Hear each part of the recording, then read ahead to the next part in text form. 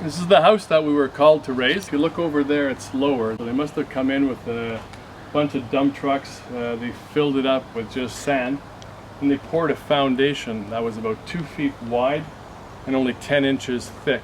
15 years later, the whole house seems to have kind of sunk in that direction. So the middle of the house is here. Going that way, we seem to be fine. But going this way, we're down an inch over here, 4 inches in the middle, and about 3.5 inches in the far corner. So come on inside and we'll show you what's happening. So I can feel that beam here. As I walk in this direction, I can feel that the house is sagging, that I'm going down. Then we have a crack here. I can really feel that it's pulling back on this side here. Like we've got some cracks over here, we've got some cracks over here. This door probably doesn't close. Yeah, so that door doesn't close anymore. We have a large crack over here, which looks like somebody might have tried to repair at some point. We have cracks in the ceiling. So this whole side of the house is just pulling away from the rest of the house. Okay, so here we are in Saint-Faustin, Quebec.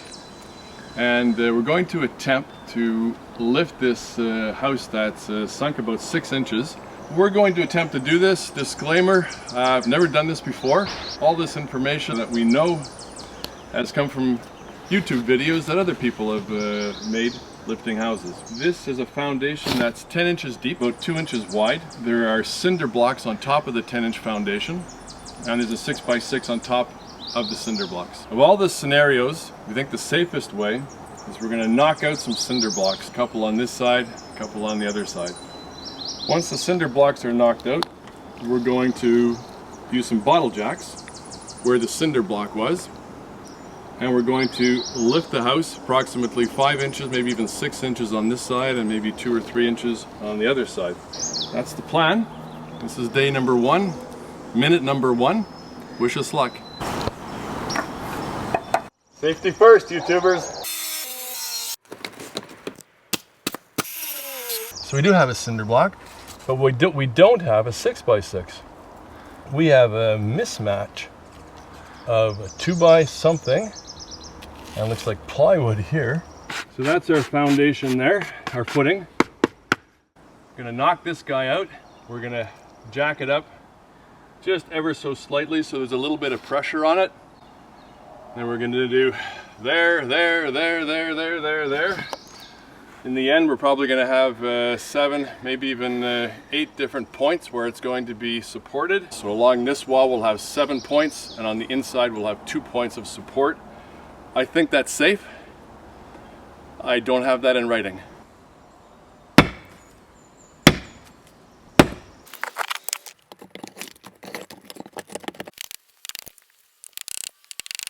First cinder block is 100% out. Here's an interesting find. Foundation, 10 inches. Look at the crack that we got here. So the foundation has let go in this corner. This has sunk. This has stayed at its original height, or approximately the original height. So we've advanced a bit. We busted away a cinder block here. Surprisingly easy to bust away a cinder block, takes 5 minutes. So we put the jack. We jacked it up only 1/4 of an inch just to have enough pressure there so the jack just wouldn't wobble around, and then we shimmed it up with another cinder block and some plywood. Then we came over here, we busted out another cinder block. I'm about to put that jack in. Surprisingly easy so far, no big surprises. So far so good. So we got bottle jack, so we need at least 3 more.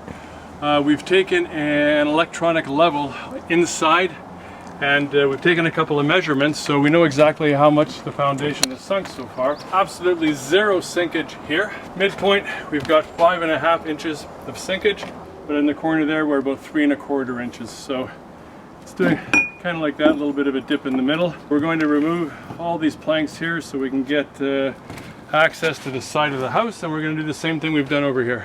Hey guys, so remember at the end of last video I said, wow, no surprises so far, looks good. Found a surprise. I just realized that as we started taking some of the insulation off of the side over here, in the hopes of just breaking out 1 more cinder block and getting enough access that we could start raising the roof, I saw that the sill plate, this is the sill plate that I just stuck my finger in, and That's the entire sill plate. So from a 10-foot section, it just falls apart. This whole beam is sitting on nothing but rot.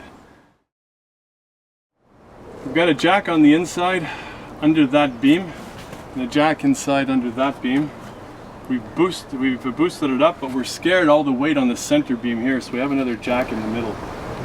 And these, I don't know if it's 3, maybe 4 2x10s that are in there. So we're gonna take all that shit out, and we're gonna replace all of that, all the time supporting it in the middle so we don't lose the integrity here. We weren't expecting this, but I guess that's what happens when you're a YouTube wannabe. So, middle of day number 2, we've managed to remove 90% of the rotten wood. We found good meat a little bit farther in. So we've got a total of 1, 2, 3, 4 jacks along the side, plus 2 jacks on the inside. We've jacked up really slowly just to make sure that all of the weight was off of the beams, was off of all the rotten shit. This is the last one. We're going to knock out this cinder block right now. That'll be the last one. We're going to put a bottle jack in here, and then we're going to start lifting. It's going to be a breeze after this. Does anybody else get nervous when I do this? Yes. For those of you that are nervous and watching this, we've got a house post jack on the inside on the beam, which is right here. So this whole area is being supported from the inside right now. That's why I'm not too worried about removing the cinder block. Using our 6 bottle jacks, we've jacked it up like 2 cranks, 3 cranks at a time, all the way around. Got a full brick under this side here on top of the footing. Do the test before the bubble was touching the side. Oh, so 2 inches, it's a full bubble in. We're getting the door. Originally we couldn't close it. Doesn't even touch on the carpet anymore. This one here. Well, we didn't get quite a full bubble there, but it's a half a bubble better than it was. Day 3 of our house leveling mission. We've got all the bricks put into place. We took out all the rotten stuff, as you saw from day 2. Bricks all along there. 2x10 sitting in there. This goes from here all the way to that end of the house and down around the other side. You guys got here just in time because my buddy on the other side is going to release the jacks at the same time. Okay guys, 3, 2, 1, 0. Did you hear that? Oh yeah. A little creaking, but that's it. It's settled. We've released the pressure from all the bottle jacks. We raised it about 1/8 of an inch too high to compensate for the pressure once we released the bottle jacks. And let's take a look. Pretty damn close for YouTube video of how to raise the house. Done. Mission accomplished.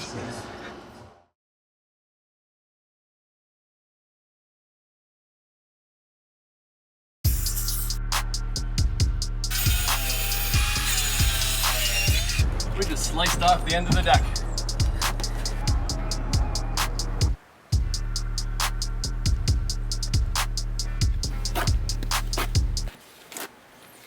Okay, so day 6, we're done. House is lifted. We got the styrofoam, the mortar, everything back on. We got a big pile of garbage over there that we're going to bring to the dump. So the house is lifted. We spent 3 days looking at YouTube videos to see how to do it. The problem was that it was built on sand. This end here had sunk 3 inches, 3.5 inches, and the middle had sunk about 4 inches. At the beginning we didn't know why the middle had sunk 4 inches, we just assumed that it sunk in the sand as well. After lifting the house we realized that the sill plate was completely rotten and the job turned into a 2-day job, to a 3-day job, to a 6-day job. Getting all the sill plates out and everything was a bit of a job. But if we go back a little bit and we try to look at why we lifted it the way we did, and what we did is we knocked out all the mortar, we went under here, took a sledgehammer, knocked out probably every 3rd or every 4th cinder block, and we put the bottle jacks where the cinder block was.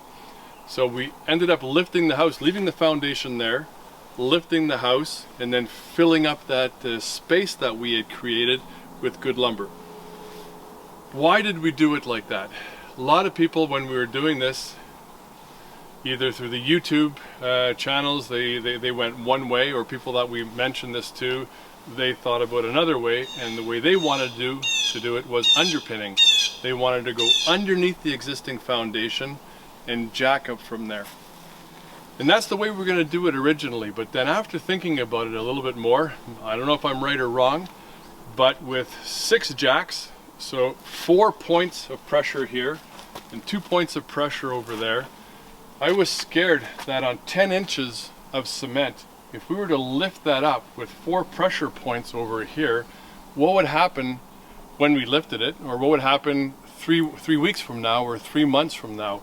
At one point, if I've got that pressure on 10 inches of cement with no rebar in it, was it just going to crack, crumble, and we end up having a bigger job then than we did now? So that was the main reason that we decided to lift the house, leave the foundation, and just fill it with lumber. So right or wrong, that's the way we did it. Day 6, I'm happy with the job. Hopefully the owner of the house is happy with it. I think it all went well.